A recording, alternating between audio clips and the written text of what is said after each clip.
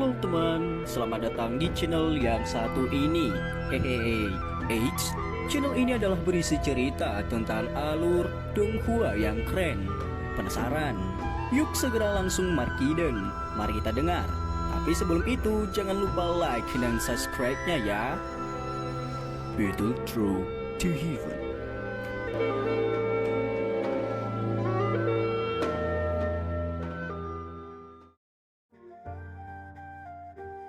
Melanjutkan dari cerita sebelumnya, Xiaoyan biasa mengungkapkan gerakan 3000 petir yang dia sembunyikan dan berhasil menghindari serangan binatang petir ini. Namun tubuhnya baru saja berhenti ketika binatang petir itu merasakan sesuatu. Ia mengangkat kepalanya ke langit dan berteriak dengan marah. Keempat kakinya dengan keras menginjak tanah. Garis retakan menyebar dan tubuhnya sekali lagi berubah menjadi petir yang melesat ke arah Xiaoyan. Ekspresi dingin melintas di wajah Xiaoyan setelah bertemu dengan binatang petir ini beberapa kali. Sepertinya keterampilan ini adalah gerakan membunuh Hong Chen. Kekuatannya memang cukup besar. Sepertinya itu adalah keterampilan Dou kelas D. Namun tampaknya membutuhkan darah esensi untuk mengaktifkannya. Jadi begitu keterampilan ini digunakan, dia akan jatuh ke dalam kondisi lelah. Dengan kata lain, Hong Chen saat ini tidak lagi memiliki kekuatan untuk bertarung. Selama Xiaoyan bisa mengalahkan binatang petir ini yang berubah dari petir Douqi di tubuh Hong Chen, pertempuran ini akan berakhir dengan klan Hong kalah. Xiaoyan dengan cepat mundur beberapa langkah, tangannya dengan cepat membentuk segel karena banyak bayangan yang terbang. Itu menyebabkan mata seseorang menjadi silau. Mengikuti pembentukan segel tangannya, gelombang kristal hijau giok bersinar dengan cepat, melonjak dari tangan Xiaoyan. Segel tangan dipindahkan sementara pukulan liar di depan menyerang sekali lagi. Itu bahkan disertai dengan raungan petir kecil. Xiaoyan sedikit mengernyit. Langkah kakinya mundur sekali lagi dan mulutnya juga dengan cepat berdenyut. Pada akhirnya dia menjadi seperti katak saat dia tiba-tiba membuka mulutnya.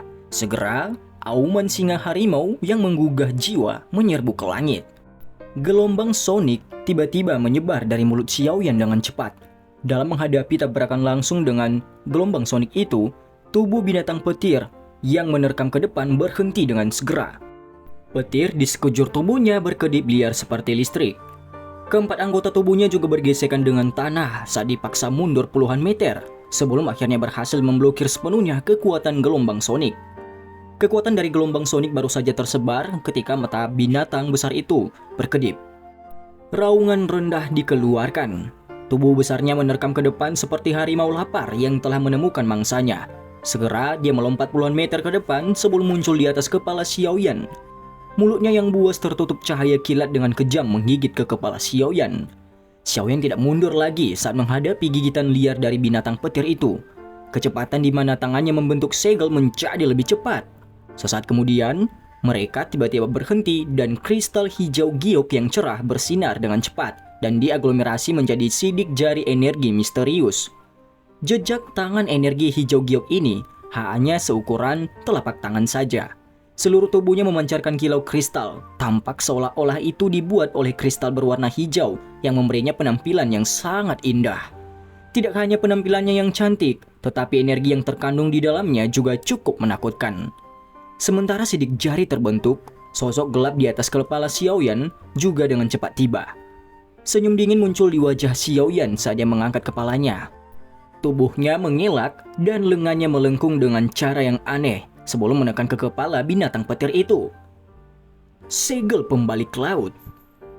Binatang petir itu segera mengeluarkan suara gemuruh yang menakutkan ketika keduanya bertemu. Busur petir yang berderak melompat ke seluruh tubuhnya. Namun kilatan petir ini dengan cepat menghilang dengan cara yang aneh ketika mereka melakukan kontak dengan cahaya kristal hijau giok Xiaoyan. Rasa dingin melintas di mata Xiaoyan saat mulutnya tiba-tiba mengeluarkan teriakan rendah. Tangannya bergetar hebat dan kekuatan segel cahaya tiba-tiba meledak. Cahaya hijau giok cerah seperti matahari yang meledak pada saat ini. Kekuatan cahayanya menutupi kilat liar dan ganas di tubuh binatang petir itu. Di bawah erosi energi agung ini, binatang petir sombong itu mengeluarkan rengekan terisak. Pada akhirnya itu berubah menjadi titik cahaya berwarna perak dengan suara ledakan di depan banyak mata yang terkejut. Segel cahaya juga dengan cepat menghilang saat binatang petir itu meledak. Mata Xiaoyan dingin saat dia melirik wajah terkejut Hong Chen di kejauhan. Dia mengencangkan tangannya dan penguasa berat sekali lagi muncul. Kakinya menginjak tanah dan tubuhnya seketika menghilang. Ekspresi Hong Chen berubah saat dia melihat tubuh Xiaoyan menghilang. Dia melihat ke arah palu petir perkasanya di samping dan tangannya buru-buru terulur. Namun sebelum tangannya bisa menyentuh palu, angin kencang bertiup kencang ke tubuhnya. Kekuatan dahsyat mengguncang tubuhnya hingga terseret ke tanah. Hong Chen memuntahkan seteguk darah segar setelah menderita pukulan berat sekali lagi. Sebelum dia bisa bangun, sosok hitam itu datang menyerang lagi. Akhirnya itu membawa momentum sambaran petir saat itu dengan kejam menghantam kepala Hong Chen. Aku mengaku kalah. Mata Hong Chen menyusut saat dia buru-buru berteriak ketika dia melihat tubuh besar penguasa muncul. Penguasa yang berat itu tiba-tiba berhenti ketika masih setengah kaki dari kepala Hong Chen. Kekuatan yang terkandung di dalamnya ditransmisikan turun melalui udara dan membanting seluruh tubuh Hong Chen ke tanah. Hong Chen tampak seperti kodok yang telah diratakan. Seluruh tubuhnya tampak sangat menderita. Pada saat ini, Xiaoyan memegang penggaris dengan satu tangan. Tubuh penggaris besar itu berhenti di atas kepala Hong Chen sementara seluruh tubuhnya ditekan ke tanah. Adegan ini menyebabkan seluruh panggung batu langit menjadi sangat sunyi saat ini. Tidak ada yang mengharapkan akhir seperti itu. Pada awalnya tidak ada yang mengira bahwa jenius muda terkenal dari kota Tianbei akan dikalahkan dengan cara begitu mengerikan dan menyedihkan oleh seorang pria muda yang tampak tidak dikenal. Pertarungan telah berlangsung untuk jangka waktu tertentu, tetapi siapapun dengan penglihatan yang benar-benar hebat akan dapat menemukan bahwa Hong Chen telah menggunakan semua kekuatannya, sementara pemuda yang berpakaian linen itu tampak seperti sumur tua yang tidak berdesir sejak awal. Dia tampaknya seperti air tanpa dasar yang tak terduga, sehingga sulit bagi orang lain untuk memprediksi apapun darinya. Dia benar-benar menang. Semua orang dari klan Han di kursi klan Han memandang Hong Chen di arena yang dipaksa oleh penggaris berat Xiaoyan sampai dia bahkan tidak berani bergerak. Mereka menghirup udara dalam-dalam dan bergumam dengan sikap yang menunjukkan bahwa mereka tidak cukup berani untuk mempercayai situasinya. Meski aku sudah sangat memikirkannya, sepertinya aku masih meremehkannya. Pemuda ini benar-benar luar biasa, ucap Han Qi. Dua orang paling bahagia adalah Han Yu dan Han Shu. Han Yu menghela nafas lega. Tampak seolah-olah dia telah melepaskan beban berat, sementara Han Shu bahagia secara tidak dapat dijelaskan. Sosok kurus di arena tanpa sadar telah meninggalkan jejak yang tak terlupakan di dalam hatinya. Panggung batu langit hening sesaat sebelum keheningan perlahan dipecah oleh gelombang tepuk tangan dan sorak-sorai. Pertarungan seru antara generasi muda membuat mereka merasa perjalanan mereka berharga. Hal ini terutama terjadi pada pria muda yang berpakaian linen yang meninggalkan kesan yang sangat dalam pada mereka. Ekspresi orang-orang dari klan Hong sangat jelek di tengah-tengah sorak-sorai itu. Awalnya mereka mengira telah menjebak klan Han, tetapi mereka akhirnya menjebak diri mereka sendiri. Mereka telah kehilangan muka hari ini. Xiaoyan perlahan menarik balok suan beratnya sambil berdiri di arena. Dia menunduk melirik Hong Chen sebelum berbalik untuk pergi. Tubuh Xiaoyan baru saja berbalik ketika ekspresi buas dan ganas melintas di mata Hong Chen saat dia berbaring di tanah. Kedua tangannya menekan ke tanah dan panah tersembunyi petir keluar dari lengan bajunya dan menembus ke arah punggung Xiaoyan. Perubahan tiba-tiba tak terduga segera menyebabkan banyak orang mengeluarkan seruan. Segera kutukan terdengar. Xiaoyan telah membiarkan Hong Chen hidup. Namun, Hong Chen benar-benar berani melakukan tindakan yang begitu hina dan pengecut. Panah tersembunyi petir secara akurat menghantam ke arah punggung Xiaoyan di depan banyak tatapan kaget sebelum menembusnya. Namun, tidak ada sedikit pun darah yang muncul sebagai hasilnya. Sebaliknya, hal itu menyebabkan sosok itu secara bertahap menjadi buram. Bayangan? Hati Hong Chen langsung kaget saat dia melihat adegan ini. Dia buru-buru mundur. Namun kakinya baru saja melangkah mundur saat tubuhnya tiba-tiba menegang. Sebuah tangan tanpa sadar telah ditempatkan di belakangnya. Berhenti! Banyak raungan marah segera dipancarkan dari kursi klan Hong saat mereka melihat Xiaoyan tiba-tiba muncul di belakang Hong Chen. Orang tua berpakaian abu-abu itu segera bergerak, berubah menjadi sosok buram yang melesat ke arah arena. "Kamu telah menyerahkan hidupmu.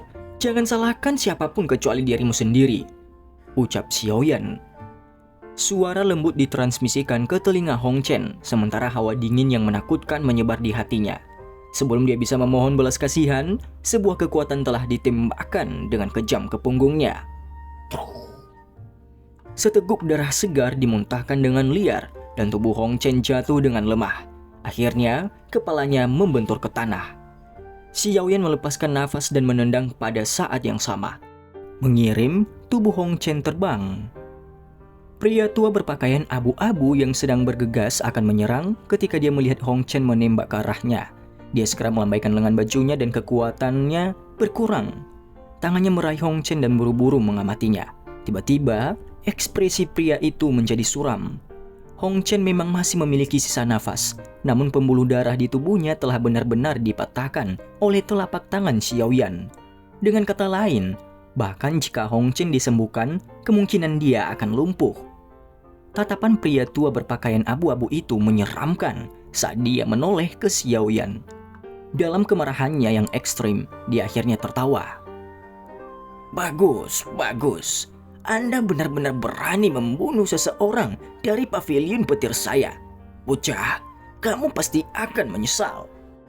Kemudian, orang tua itu mengayunkan lengan bajunya setelah kata-katanya terdengar. Angin melilit Hong Chen yang tidak sadarkan diri sebelum melemparkannya ke arah kelompok Hong Li yang mengikuti dari belakang. Hong Li menerima Hong Chen hanya karena ekspresinya langsung berubah menjadi hijau. Tatapannya dipenuhi dengan ekspresi ganas saat dia melihat Xiaoyan. "Terlepas dari siapa Anda, klan Hong saya tidak akan beristirahat sampai Anda mati," ucap suara kejam Hong Li. Ekspresi Xiaoyan tidak berubah di hadapan kata-kata kejam Hong Li ini. Dia menjawab dengan suara lemah. "Menurut apa yang dikatakan kepala klan Hong, apakah ini salahku untuk membalas ketika dia melancarkan serangan diam-diam terhadapku? Anda juga harus tahu bahwa jika saya tidak cepat mengelak lebih awal, akhir saya tidak akan lebih baik dari dia," ucap Xiaoyan. "Aku tidak peduli tentang ini. Anda telah memukuli anak saya menjadi lumpuh.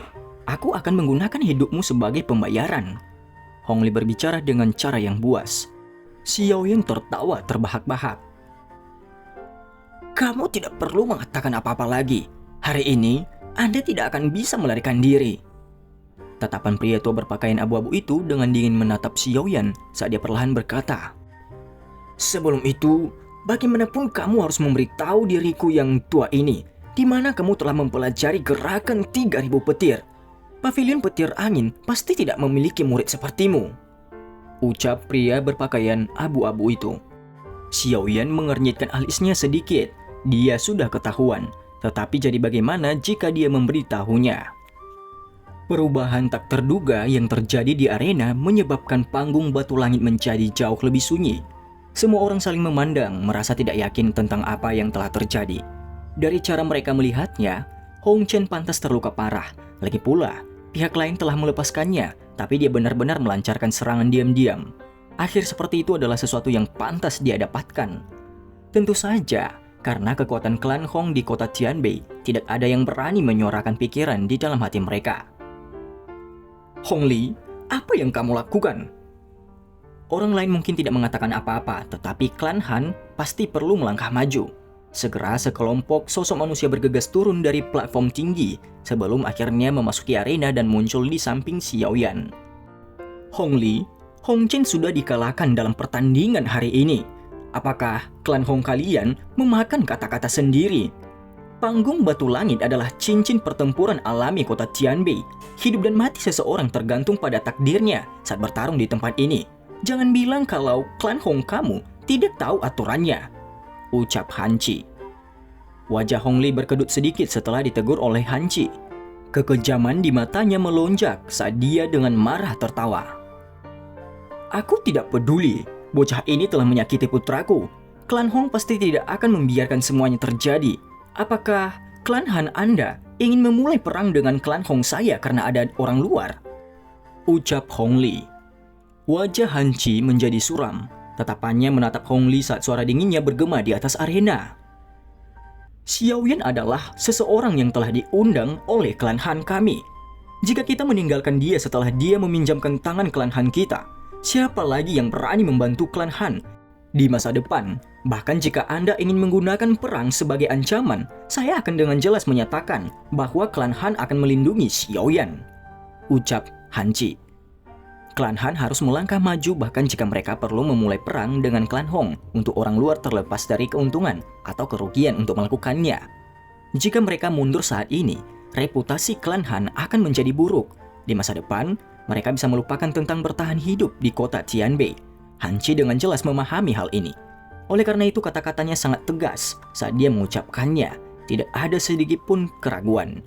Kata-kata Han Chi ini bukannya tanpa arti. Setidaknya gelombang demi gelombang sorakan terdengar dari sekitar panggung batu langit setelah kata-kata ini diucapkan.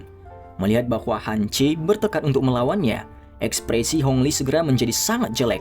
Meskipun kata-kata yang dia ucapkan sedikit kejam, karena klan Han mereka tidak berdiri di sisi yang benar dalam masalah hari ini. Namun itu juga tidak mungkin jika dia diminta untuk menelan rasa busuk Hong Chen yang lumpuh tanpa alasan. Hong Chen selalu dilihat sebagai bintang baru dari klan Hong mereka. Klan telah berusaha keras untuk merawatnya. Namun Hong Chen telah sepenuhnya dilumpuhkan oleh Xiaoyan. Bagaimana amarahnya bisa dipadamkan? Klan Han memang memiliki keberanian. Suara tua yang samar-samar tiba-tiba terdengar, sementara ekspresi Hong Li berubah. Semua orang mengikuti suara itu dan menoleh hanya untuk melihat pria tua berpakaian abu-abu itu. Han Chi melihat pria tua berpakaian abu-abu itu. Ekspresinya sedikit berubah setelah berhenti pada lencana di dada pihak lain. Seseorang dari paviliun petir angin. Semua orang tahu bahwa paviliun petir angin sangat kuat dan tidak masuk akal dalam tindakan mereka.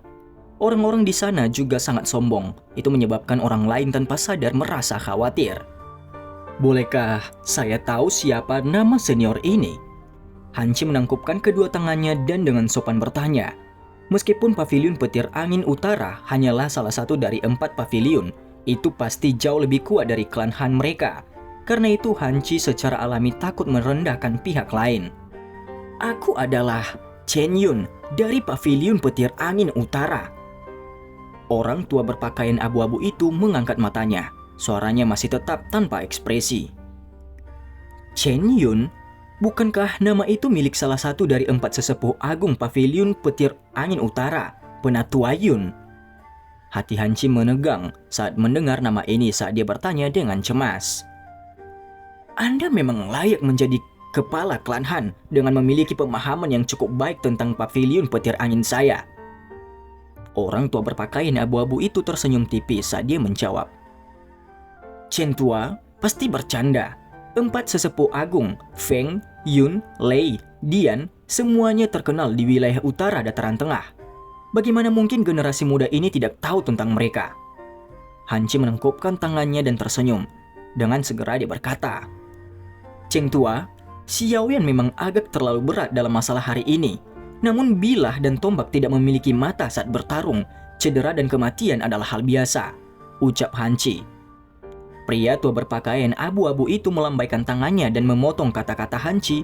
Setelah itu dia melirik Xiaoyan yang ekspresinya pada akhirnya tidak menunjukkan banyak perubahan sebelum perlahan-lahan berbicara. Penatua agung dari klan Han dan saya dapat dianggap sebagai kenalan saat itu. Aku tidak akan mempersulitmu. Saya memang bisa untuk sementara mengesampingkan masalah Hong Chen yang terluka. Namun sebelum ini, orang ini harus dengan jujur menjelaskan kepadaku di mana gerakan 3000 petir yang dia praktikan dapatkan, ucap pria tua itu. Wajah Cheng Yun tiba-tiba menjadi lebih gelap dan lebih dingin ketika dia berbicara sampai akhir. Gerakan 3000 petir memiliki arti khusus bagi paviliun petir angin. Tidak hanya itu, ini adalah salah satu teknik ketangkasan teratas di paviliun petir angin. Dengan hanya menguasai gerakan 3000 petir sampai tingkat tertinggi, seseorang akan memiliki kualifikasi untuk berlatih keterampilan yang paling dijaga paviliun petir angin. 3000 tubuh ilusi petir. Alasan paviliun petir angin memiliki posisinya saat ini di dataran tengah hari ini terkait dengan tubuh 3000 ilusi petir ini. Namun kesulitan untuk mempraktikannya sangatlah tinggi. Salah satu syaratnya adalah seseorang harus menguasai gerakan 3000 petir hingga level tertinggi. Selama tahun-tahun ini hanya ada sedikit orang di dalam seluruh pavilion petir angin yang berhasil menguasainya. Seseorang dapat memunculkan tubuh 3000 ilusi petir sebagai bentuk evolusi dari gerakan 3000 petir. Oleh karena itu kelincahan skill Do ini dijaga dengan sangat ketat oleh pavilion petir angin. Kecuali seseorang adalah murid inti, seseorang tidak akan memiliki kualifikasi untuk mempraktikannya. Sekarang bagaimanapun orang tua ini tiba-tiba melihat ketangkasan skill Do ini ditampilkan oleh Xiaoyan. Tidak heran dia akan begitu terpengaruh olehnya. Ekspresi kelompok Hanci berubah ketika mereka mendengar kata-kata Chen Yun. Tatapan kaget mereka menatap Xiaoyan. Jelas, mereka juga merasa sangat terkejut bahwa Xiaoyan sebenarnya memiliki keterampilan pamungkas pavilion petir angin. Gerakan 3000 petir hanyalah sesuatu yang saya peroleh secara kebetulan. Saya ingin bertanya kepada Penatua Chen, jika Anda tiba-tiba mendapatkan ketangkasan skill Do ini, apakah Anda akan meninggalkannya atau Anda akan berlatih sendiri? Xiaoyan mengangkat matanya, menatap pria tua berpakaian abu-abu itu dan berbicara dengan sikap acuh tak acuh. Didapatkan secara kebetulan? Hahaha, 10 tahun yang lalu, aula koleksi buku dari pavilion petir saya dibobol oleh seseorang yang akhirnya mencuri cukup banyak metode Qi dan keterampilan Do. Di antaranya adalah gerakan 3000 petir. Saya pikir Anda harus memiliki hubungan dengan orang itu, bukan? Ucap pria berpakaian abu-abu itu. Jika Anda ingin mengada-ngada, tidak perlu khawatir dengan dalih melakukannya. Jangan bilang kalau orang-orang di pavilion petir angin bertingkah seperti ini. Xiaoyan hanya tertawa dingin menghadapi tuduhan orang tua itu. Bocah, tutup mulutmu. Apakah Anda berpikir bahwa pavilion petir angin adalah sesuatu yang dapat Anda hina? Apalagi kamu benar-benar berani bertindak begitu lancang di depan Penatua Chen. Sepertinya Anda benar-benar meremehkan dirinya yang sudah tua. Hong Li melangkah maju dan berteriak dengan marah. Hanci sedikit mengernyit setelah mendengar kata-kata ini. Dia diam-diam memarahi, tidak tahu malu di dalam hatinya. Dengan mengucapkan kata-kata ini, orang ini jelas bermaksud untuk menempatkan Xiaoyan di depan Chen Yun dan membuat Chen Yun bertindak. Dengan demikian, klan Hong akan membalas dendam dan tidak akan dijelekan oleh orang lain. Sementara Hanci diam-diam memarahi di dalam hatinya. Dengan bajunya tiba-tiba ditarik ke bawah. Dia menoleh hanya untuk melihat wajah cantik Hancu memohon kepadanya. Suara rendah dikirim ke telinganya. Ayah, kamu harus membantunya, ucap Hanci. Hanci tertawa getir dan mendesah. Perempuan ini. Chen tua, masalah ini sepertinya hanya kesalahpahaman. Jika kita membahasnya dengan baik, kita harus bisa menyelesaikannya. Mengapa kita harus bertemu dengan pedang terhunus? Hanci menangkupkan tangannya ke arah Chen Yun dan berbicara dengan sopan. Masalah ini tidak ada hubungannya dengan klan Hanmu. Gerakan 3000 petir adalah salah satu keterampilan rahasia yang tidak dapat disebarkan ke orang luar manapun. Karena itu masalah ini tidak bisa begitu saja dikesampingkan. Kamu punya dua pilihan. Kembalilah bersamaku ke pavilion petir angin utara dan biarkan kepala pavilion memutuskan bagaimana berurusan denganmu. Kedua, aku yang dulu akan membunuhmu di tempat. Tidak peduli apapun, gerakan 3000 petir tidak boleh mendarat di tangan orang luar, ucap Penatua Chen. Orang-orang dari klan Hong diam-diam tertawa dengan suara dingin setelah mendengar kata-kata Chen Yun yang tidak menyisakan ruang untuk argumen. Wajah kelompok Hanci malah berubah menjadi sangat jelek. Wajah cantik Hancu tiba-tiba menjadi jauh lebih pucat. Tetua Chen, Hanci membuka mulutnya dengan maksud untuk mengatakan sesuatu lebih.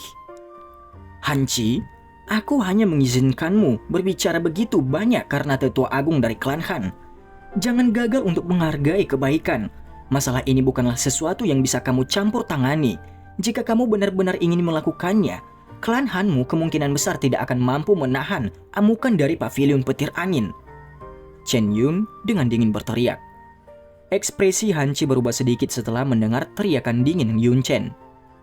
Kekuatan, klan Han, dan pavilion petir angin terlalu berjauhan. Jika pihak lain bermaksud menghancurkan mereka, mereka hanya membutuhkan niat saja. Paman Han, masalah ini tidak ada hubungannya dengan kalian semua. Jangan terus mencampurinya. Sebuah tawa ditransmisikan sementara Hanci berjuang di dalam hatinya. Ini menyebabkan hatinya bergetar. Ia mengangkat kepalanya hanya untuk melihat wajah Xiaoyan yang tersenyum. Xiaoyan, maaf. Tinju Hanci sedikit menegang saat dia menghela nafas. Dia adalah kepala klan dari klan Han. Dia bertanggung jawab kepada klan Han untuk setiap tindakannya. Kata-kata Xiaoyan ini dengan jelas menunjukkan bahwa dia tidak ingin klan Han terlibat dalam masalah ini. Xiaoyan tersenyum. Dia tidak menyalahkan Hanci. Kekuatan pavilion petir angin sangat hebat. Tidak apa-apa untuk Xiaoyan yang sendirian. Paling-paling dia bisa kabur begitu saja. Dataran tengah sangat besar. Bagaimana pavilion petir angin dapat melakukan sesuka hati mereka?